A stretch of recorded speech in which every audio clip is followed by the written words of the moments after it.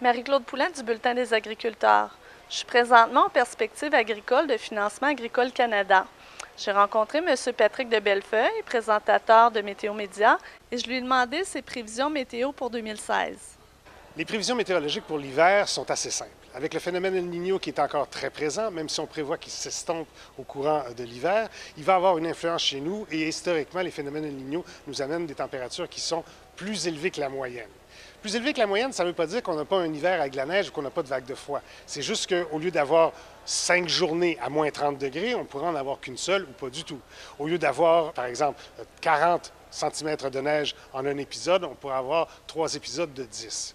C'est ça qu'El Niño fait. Il dérègle un petit peu le climat qu'on est habitué de connaître et avec un petit peu plus de chaleur. Alors, d'abord, on prévoit, je vais commencer avec aujourd'hui, on prévoit un décembre qui sera anormalement doux pour la région métropolitaine. On va surveiller Noël blanc, celui-là, il n'est pas garanti. Au courant du mois de janvier, il y aura un fléchissement vers un retour à des températures et des situations hivernales un peu plus normales. Le mois de février sera hivernal. C'est là qu'on va retrouver du froid, c'est là qu'on va retrouver de la neige. Mais les scientifiques semblent penser que déjà en mars, on va tout de suite repasser avec des températures au-dessus des moyennes. Donc notre hiver ne sera pas aussi rigoureux qu'il a été les 2 années passées et sera surtout pas aussi long. En fait, il sera de 6 semaines, mi-janvier jusqu'à fin février. Ce sera le cœur de notre hiver. Avant et après, on va tout de suite être repassé en haut des moyennes.